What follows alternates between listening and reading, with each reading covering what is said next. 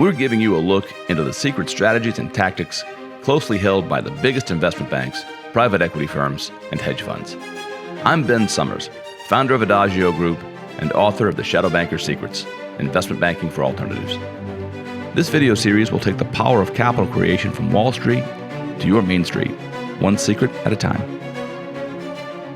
I've looked at your track record for going on about 15 years now. You've never been below 20%.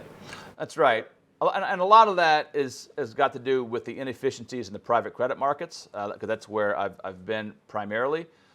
But before we sort of go too far off this trail, I want to harken back to this idea that you cannot predict the future.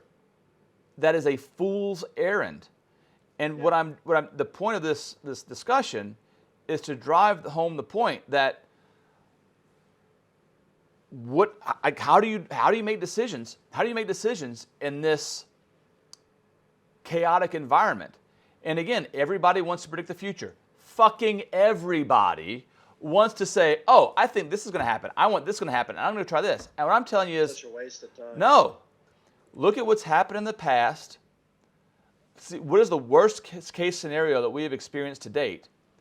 And just make plans around the expectation that worst case scenario is going to happen again, and probably a little worse. And then if it doesn't, you're good either way, but you're protected. That's the comfort I'm talking about. If you take care of the downside, the upside will take care of itself.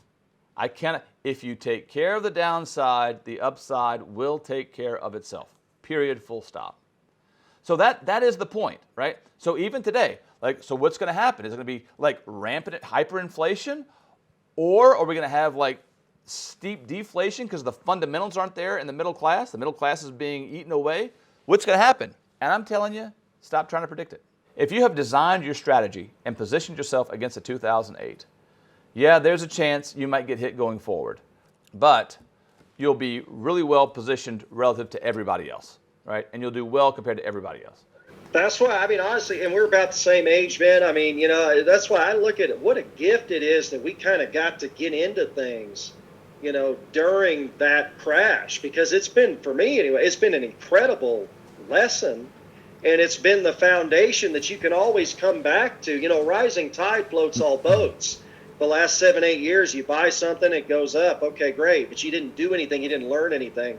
The fact that we kind of got that right out of the gate, got to have that learning experience. For me, and I obviously we're talking about for you more than me, it's shaped the foundation that we can feel protected going forward regardless of what happens. That's right. And that I want to address another point that I can already hear people objecting to, right? They're like, well, now people in the last year have woken up that, oh, inflation is a thing, right? It pisses me off. And so I can hear somebody right now saying like, "Oh, you're prepared against 2008. That was deflationary. You weren't prepared for inflation." Well, actually, I was, because of the way these private credit structures were engineered to capture an equity piece. But the point I want to make is that the Austrian economists, the people who really know how money works, have been screaming from the rooftops, especially since 1971 when Nixon closed the gold window. I don't know how many people remember, but Volcker had to hike the Fed funds rate to over 20% in the early 80s to offset rampant inflation in the 70s. And it's been a house of cards ever since that time. Rampant inflation has been an ever-looming risk for 50 fucking years. Just because you discovered it today doesn't mean it's a novel issue, right? I've done literally 200 webinars about inflation, rapid inflation of it. And the fact that now every time I'm talking to somebody in a grocery store, they're saying, "Oh yeah, gas is way up. That's that inflation." It's just so silly. But you can protect yourself. You can capitalize on this. You can. And the point I want to really make is that, because people have selective hearing, is that preparing against a 2008 does not mean ignoring the inflation elephant in the room. I've subscribed to Austrian economics for a very long time, and when I was designing my strategy at that time, part of my motivation for being in real estate alone was the consideration that great inflation is an ever-present risk. So you have to position yourself against both inflation and deflation simultaneously. Today's dynamics are no different, even though more people are aware of it now than they were then.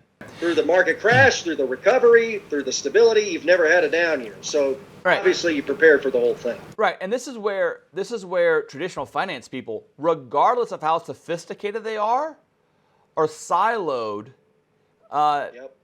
and aren't aware of what's possible because they are conditioned to think in terms of publicly traded equities.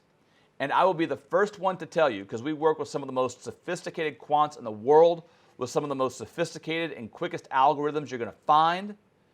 And the best I've ever seen from an equities trading perspective, trading stocks, is the conservation of risk and return. So as the retail financial advisor would say, if you want to get higher returns, you got to take on more risk, right? That's just the rule. And that is true in the context of equities and stocks. And you can prove it mathematically. And what that looks like in math is that the expected return, at best, is approximately equal to the maximum drawdown, which is how much you would lose in a down cycle, which is approximately equal to the standard deviation, which is how much it goes up and down, right? So it doesn't matter how sophisticated you are, how good your algorithm is, that is true. Conservation of risk return, because the equities markets are efficient, is a fact of life. For private markets, that does not hold because private markets are inefficient. They are where arbitrage opportunities exist. Arbitrage is where the price in one market is different from the price of another market simply because of the dynamics of that market, not because of the thing, right? So in real estate, for example, there are unique properties that people don't know about. There are unique circumstances that people don't know about. Inefficiencies in cash flow. For example, hard money lenders don't get the same capitalization that retail banks do for their conforming loans, right? So information flow, inefficiencies there, inefficiencies in capital flows create arbitrage opportunities where you can greatly separate risk and return. But traditional finance people don't think those terms because they're looking at the S&P. And I'll give it to them. Looking at equities, you're right, risk and return are conserved. Ben, you said something there that was interesting to me. When you talk about, and I know you have a background in mathematics, does every decision, and I honestly don't know the answer to this, does every decision that you make from an investment standpoint, do you always put it back to the fundamental mathematics of it? Yes. You always, okay. Yes, that's a non-negotiable. Yeah, understood. So you can use the story, you can use the narrative as context, right, to point you in a given direction. But to make a final decision, to evaluate accurately, objectively where you are, the mathematics tells you. And I don't mean to present that evaluating investments is an exclusive skill set. I mean, there are some skills that are required in mathematics to accurately measure risk-adjusted performance, but you can use one simple heuristic that anybody can, even if you need an abacus to count to 6, which is if you look back in time to, say, 2008, look at whatever investment or portfolio you're currently considering and say, how did it perform then? If it did well then and it's done well since then it's good, right? It gets a green box. It gets a check, whatever you want to, right?